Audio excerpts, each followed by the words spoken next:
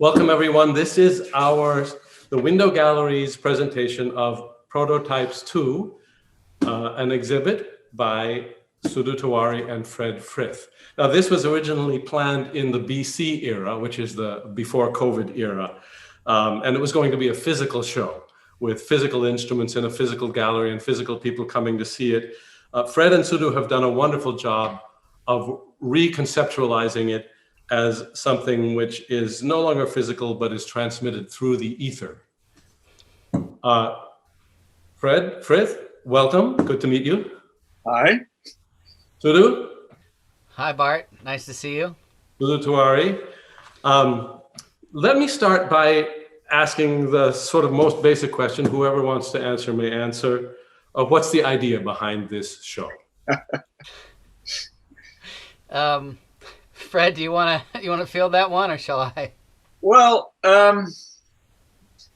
it comes from different directions. There was an impetus on my part back in the early 80s for very pragmatic reasons to build instruments because I no longer really accepted the guitar as something that I wanted to use for improvising. I don't think I even need to go into that in particular detail. It was a long time ago. But I built a couple of instruments back then. And then when I first met Sudhu, he was kind of encouraging me to go back and look at those things again, which I hadn't touched in a long time. And that was already 15 or more years ago. And we started a group called Normal, a duo, which consisted of me reconstituting some of my original homemade instruments and Sudhu building his instruments. And it kind of has come out of that practice. So it's come out of the practice of a certain kind of junk aesthetic, because we're not, either of us, especially not me, craftsmen. When it comes to building beautiful instruments, that's not really the aesthetic we're operating from. It's more practical about for use largely in improvisation. And so there are factors like how quickly can the instrument respond? How can we interact with other people when we're playing, musical questions like that. So I guess philosophically, that's where it begins. Yeah. And this specific little chunk of it came practically. David Samus suggested that you and I do a show together. And then because we were doing a show of instruments, we had to build a bunch of instruments. So then we had to think about what we would do and why we would do it. And having done it, what might happen after that, which is where we currently are. What was the division of labor putting this show together? Sudhu did everything. Well, we would talk about things. I have this backlog of ideas of various things that I wanted to do, and I had ideas about what I thought would be really, really interesting, and then Fred and I would talk about it, and certain things would arise that quite clearly were really exciting to work on. And so then I'd put in some work on those, and then we'd meet, and Fred would, do something really interesting when he met the instrument for the first time, and that would inspire a bunch of ideas, and then we'd move into, building some stuff again, and we went back and forth many times. So you two have a long history of working together, as Fred mentioned. Sudhu, when you were doing, according to Fred, you did all the work. I know that's not true, but you did a lot of the hands-on, the actual building, I think. When you were doing this, were you sort of thinking, well, I am doing this in service of a Fred Frith aesthetic or something like that? I did different things, and it became clear actually after several of the conversations that Fred and I had, where I started and where I ended up, or where we started and where we ended up, was quite different. Originally I thought, okay, I'll build a bunch of instruments. One idea was they're all going to be in boxes so that we can travel with them. We're supposed to have been in New York this week playing shows, potentially with these instruments that could travel well. And so one of my ideas was I'll build everything into a box, and then it'll be easy to transport, and that'll be great. And then it turned out we're not actually doing any traveling, and I wasn't sure what to put in the boxes. And it seemed like it would be more relevant to worry about what sounds we were making And Fred has been looking at what gestures we might use to make those sounds. That's more important than worrying about how we're going to transport them at this point. And now I've sort of forgotten what the original question was.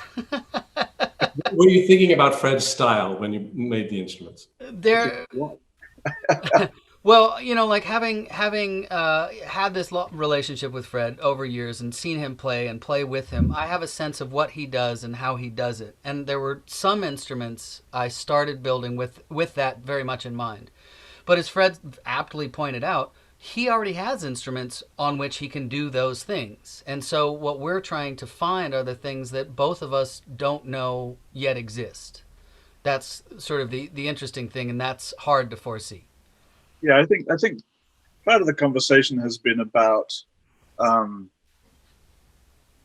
when you gestate and an instrument emerges, it may not be kind of what you thought you would have when you started. And there's an axiom which says that if you finish a process with what you thought you would have when you started, you probably failed. So the process is obviously going to produce something unexpected. And I was certainly interested in developing kinds of instruments where the playing gesture, the thing that you need to do to produce the sound, was not something in my skill set necessarily. It would be something to look at it from a different point of view, to refresh my synapses a little bit. And the other thing, of course, that's worth mentioning is that, like any instrument, you build something, it doesn't play itself. You have to practice. And it's only in the process of practicing that you discover what the instrument is, and you discover what the best gestures are to get sound out of it. And so, on the one hand, yes, we have that restless curiosity to see what happens if we do that. But on the other hand, once it's there, then it demands a pretty rigorous approach to actually spending time with it and learning about it and figuring out, because otherwise it's just an object which doesn't have a life. And the life emerges from your engagement with it as a musician, and to explore what its potential is. And then it turns into something useful, or maybe not. Well, you're forcing me to jump ahead in the things that I wanted to bring up. So both you and Sudhu are very good at approaching new sound making devices very quickly. This is apparent in the videos that I just saw, and I knew anyway. That you're good at approaching something you've never seen before, and having good instincts for thinking about what it can do, where to go with it, good intuitions, coming up with things that the person who made it may never have intended, but are probably way better than what the person intended. That's a special skill. It's very different from being a virtuoso on a particular instrument, right? And it's very in the moment. On the other hand, in the videos, which I have seen unedited versions of a couple times, the comment was made, this is going to require some practice. So, that to me, that's an interesting thing. I mean, people come over to my place where there's a ton of instruments, and they look at them, and there are some people who just are right there with it, and these are generally not highly conservatory trained musicians who can do that. Or I don't want to say that, but you see what I'm saying. So I mean, is your expectation that you practice and learn to play these instruments, or what? Well, it's like this. I mean, that formulation suggests that there's already an existing tradition that it demands that you practice this kind of thing. It's not that kind of practice. It's more like a journey of discovery as to what the instrument actually is and what it's capable of. Right. And so it's not practicing something that you've already conceived. It's working with what you have to discover what it is. And it's only in discovering what it is that it turns out to have a use. And what that use may not be quite what you imagined. And for example, we've both been talking, and I'm sure Sudhu can go further with this, but we've both been talking about the idea that these instruments in the end may not be primarily for improvising. Maybe they're more interesting when we start using them for composed music or pre-composed music, as you would put it. So that's still to be determined. Yeah. A lot of this is about sort of in the moment versus prescriptive and thought out. A lot of those kinds of questions. Well, I mean, I wanted to add about your other question that one of the things I have students who haven't been improvising before, and I'm doing workshops, one thing I ask them to do is to I go around in a circle and I ask students to play their instrument as if they've never seen it before and have no idea what it is. And the interesting thing is when they play their instrument like they play it, and then they play it the way that I'm suggesting, almost every time it happens, people much prefer what happens in the second than the first. In other words, when they don't know what the instrument is and they're approaching it from that point of view, much more interesting things seem to happen. Yeah. Which is an interesting point when you're thinking you spent years learning how to do something, and doing it without that learning seems to produce a more interesting result, at least in that very crude moment. And I think we are necessarily in a position where we're approaching the instruments without knowing what they are, because we don't know what they are. We have a rough idea of the kinds of things that you can do to make sound, but it's always more to it. And so it's that journey into the unknown, which is maybe a big motivator for us. Yeah. Would you agree with that? I would definitely agree. And, there's sort of two forms of practice. One practice is playing the instrument and finding the sounds in it that you didn't know were there. And then by accident, you might do something that sounds really good. And then you have to figure out how to do that again if you want to. And that's another form of practice. Well, what if I reach all the way up here and do that quickly, and then softly but hard on this side, and practicing the actual physical gestures to be able to recreate it. Right. An accident is always a potential technique. It's a question of whether how you accept it or not in the moment. Every time you improvise, things happen you don't expect. If you want to have them happen again, then you have to learn how to make that work. Right. Where they're always going to be random, and maybe you prefer just to have random things, or maybe you think I really would like to be able to do that again, and then it becomes technique. What is the future of these instruments?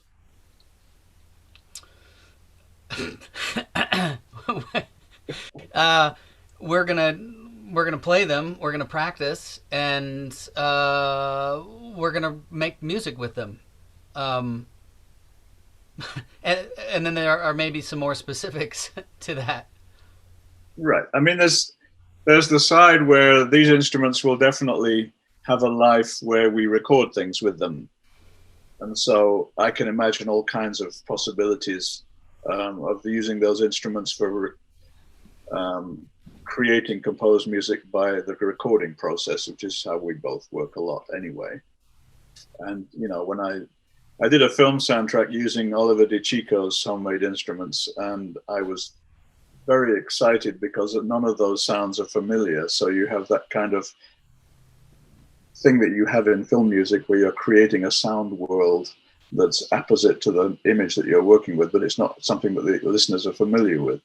And I think these instruments have a huge potential for film soundtrack work, for example. And I think that they have a huge potential for creating composed music in the studio. And then there's the question of performance.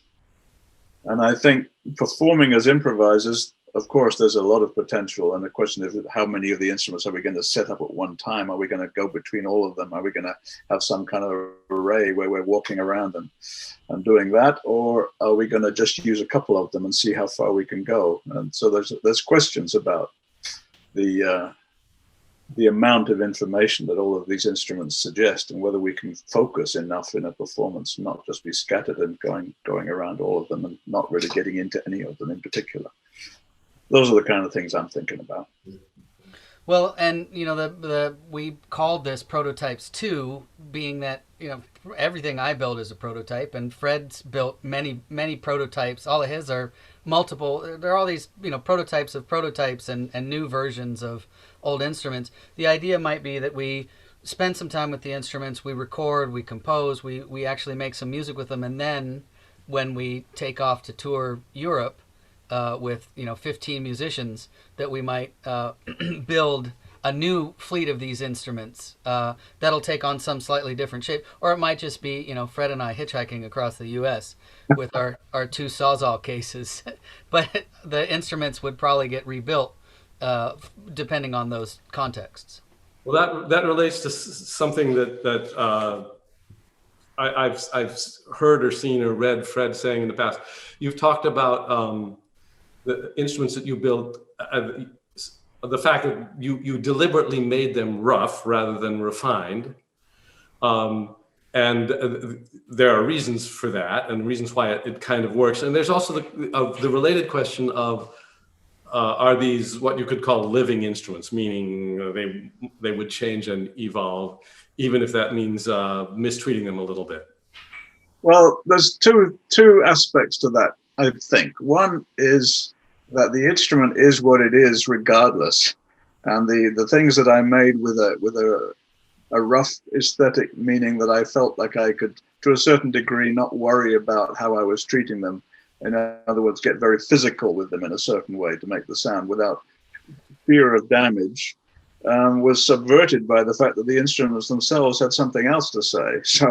So those original planks of wood with strings on them turned out to be very delicate and ethereal, and have been used much more in a lyrical way than I ever imagined when I thought of them. So that's one thing. You have to respect what the instrument is telling you. What was I going to say? The second of those two thoughts. The second of those two thoughts is to do with the nature of the instrument as an extension of the person. And so, when you think of an instrument, you also think of the fact that everybody's got a guitar. Everybody, the violin is an instrument that evolved over history and changed in certain ways and became brighter, or became this and became that, became more standardized, allowed composers to do this. So the history of instruments is also to do with the interaction between people who are conceiving of what a music could be and people who are building instruments in order to realize that. And I think these instruments are not coming from there at all. It seems highly unlikely that anybody else except Sudhu and I will play them. It's not as if we're thinking, how can we market this? That then it will be a real possibility that everybody will have a slap thwacker. It's not going to happen. Right. You know that. You let me play it sometime, though. Yeah. But it means that it's very personal. Yeah. And, I just want to tack one small thought onto that. For me, a large part of doing things crudely, besides the fact that I have yet to develop the skills to do them well, it's something I am continually aspiring to. But the idea of leaving things rough to me is incredibly valuable, and that when people see it, they aren't disassociated from it and thinking, oh, I could never do that. When you see a violin, you see a Stradivarius, and you think, I could never do that. But then you see, say, Fred's Pfaff, and you go, I could go do that today. And that, to me, is something that I want to inspire other people to do. No, I want people to think that we have unique and very special skills that nobody else could possibly have. But, this is a wonderful motivator that a lot of instrument makers have. Let's democratize the whole thing. Let's make it less scary. Uh-huh. Yeah. There's a topic that I find very interesting in these instruments, and I don't want to prejudice it, but I think I'm about to. And that is the relationship of all this to the electric guitar. Now, Sudhu, you are a mere babe, and you haven't lived through something that Fred and I have lived through, which is, although you're culturally familiar with it, the emergence of the electric guitar as sort of the ultimate icon of popular music, sort of post-Frank Sinatra, And it's been a fascinating thing to watch, a wonderful thing to watch, actually, I think, And how much of an instrument it is in its own right, separate from anything that went before, yet still tied to these earlier traditions. It's a wonderful and fascinating thing. And well, now once again, I think I might be quoting something I read from you or saw from you, Fred, at some point. In fact, you touched on this a moment ago. You can say an electric guitar is a stick with strings and a pickup. You can reduce an electric guitar to that. I think, am I not quoting you when I say that? I talked about, a plank of wood with strings over it, because when I abandoned the guitar for improvisation purposes, I thought that the actual shape of the guitar and the neck of the guitar had become completely irrelevant to the sound world that I wanted to create. And so the idea of just making a plank of wood with the 6 strings over it, 6 because that's how wide the pickups are, so it was practical, made sense. You know, I've still got the same technical possibilities that I'm trained with, but I'm no longer tied to that body shape or that way of playing it or that way of holding it. So it came from a guitar perspective, but it was also a kind of an anti-guitar perspective. But the interesting thing to me about those early instruments is that in the course of improvising, there are a lot of other stringed instruments apart from guitars. And I started to understand that even just 1 or 2 notes can conjure up a completely different tradition. You can hear a koto, you can hear a zither, you can hear a banjo, you can hear all kinds of things depending on how you attack the strings. And all of the things I learned from working on those homemade instruments, I eventually took back to the guitar. So it was a very productive circle that I went in. And when I went back to the guitar after a couple of years, I was playing it in a completely refreshed way with a completely different understanding of what tradition means in terms of the instrument. So I'm no longer tied to the guitar as this iconic thing, but the guitar as a potential to conjure up all kinds of things without knowing when they're coming or how they'll develop. Does that make any sense? Oh, absolutely, yeah. Sorry, go ahead, Sudhu. Well, I was going to say, and then I've sort of wanted to push it a little bit farther and go from the planks of wood with strings on them, and I took the strings off to say, well, what if you didn't have the strings there? Because a lot of what I see Fred doing when he plays is putting things on the strings that make the strings not act like strings. And we thought, well, let's get rid of the strings. So now we have the no strings guitar, which I think is great. And it's really then about the pickups. Exactly. And so, yeah, that was a fun place to go with it. And I have to say, as I looked into wiring the pickups and different ways that you could wire the pickups, I began to be seduced into the electric guitar, and I found myself going that way and thinking, oh, we could use a push-pull switch and wire them in series and parallel and do this. And then I realized I was headed down the road of building another electric guitar, which we don't need. So I had to rein it in and try to not build an electric guitar, which is more useful to us. One of the things this show has made me think about has been, I just love this stick with strings and pickup. And we don't want to forget the pickup, as Sudhu mentioned. It's really important. One of the things it made me think about is this combination of 2 things. I'm worried because I'm going to say the first thing and then forget what the second one was, but I'll do my best. Combination of 2 things. I forget what they were. Just kidding. No. The fact that the stick with strings and pickups is this really kind of wonderful blend of acoustics which can go electric, you know, and a remarkable set of possibilities emerges from that. And so the second thing is what it can mean to people, how it can be a doorway to a whole bunch of possibilities that mix acoustic and electric. The electric guitar has served as an introduction for that for many people, and this show goes in that direction a lot. You know, I could ask this question: Are these things guitars? Are they anything like guitars? The things you're making, are they related to guitars? Should I stop talking about guitars at this point? Well, if you're looking at the slap thwacker or the bandsaw blade, I don't see the guitar there really much anymore. I mean, it's coming from a different kind of place. And those instruments were originally because of being in a one-man band duo. So I needed to have a bass that I didn't have to have around my neck. So a 1-string bass, very crude. So that doesn't have much to do with the guitar, although of course the bass guitar is the bass guitar, and there's a little something there. But I think that you can understand that the point of origin of a lot of the instruments must somewhere in the past have something to do with the fact that I play the guitar. But you know, the piano instrument, for example, which is one that I think has a huge potential, which we haven't even begun to exploit.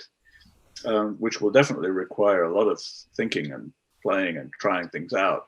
But this idea of the 3 strings very close together, like a piano has, it produces something in that small format which simply doesn't really sound like anything else.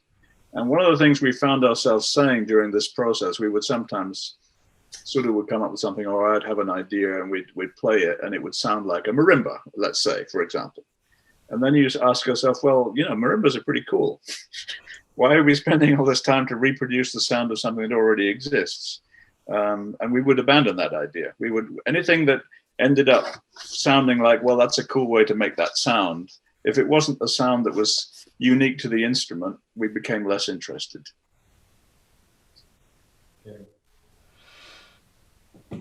What he said. What are your next projects? Next projects are to hang out more with Fred and write some songs on these instruments and learn how to play them. And I have this thing in front of my house where there are a bunch of musical instruments I put out, and an old piano. So the kids come by and they stomp on a thing and it makes a sound, and they bash a tennis ball into the piano. And now some pieces from your installation that I helped with, the Play Here, has now come to live in part at my house. And so I want to refurbish my front yard to make a sound grotto, the street piano where people can come and make noise and enjoy making noise in this pandemic time. That's one big project. Great. Fred, what's next? After this, I have a couple of composing projects, actually. I've just been commissioned to write a piece for a septet of trumpet, trombone, 2 baritone saxes, and 2 bass saxes. 2 trombones, I should say. And they want me to write a rhythmic piece for them. So that's going to be an interesting exercise. It's going to be like a half-an-hour piece of music for a very unusual septet. So that's what I'm diving into at the moment. Other than that, it's been kind of a weird time of nothing. So it's a lot doing concerts in 50 years, which has been a very interesting time for reflection. So I hope the reflection will lead to something productive. I'm a little frustrated at not getting to play with people, but you know, the end is in sight. You know, hopefully. I have a concert slated in for June. We'll see what happens. But Fred, you've been able to work on some CD projects, and Well, you too.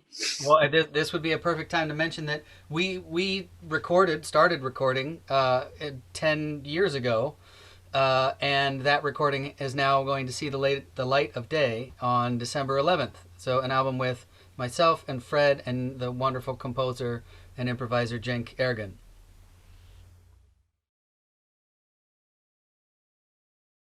So on behalf of the Window Gallery and the Center for New Music, by the way, David Seamus probably said it at the beginning, I'll say it at the end, many thanks to the Center for New Music for making the Window Gallery possible, the Window Gallery being the sponsor of this event. And if you don't know what the Center for New Music in San Francisco is, look it up on the internet. They do some really good stuff there. Fred and Sudhu, thank you very, very much. This has been a wonderful conversation. Thank you. Thank you.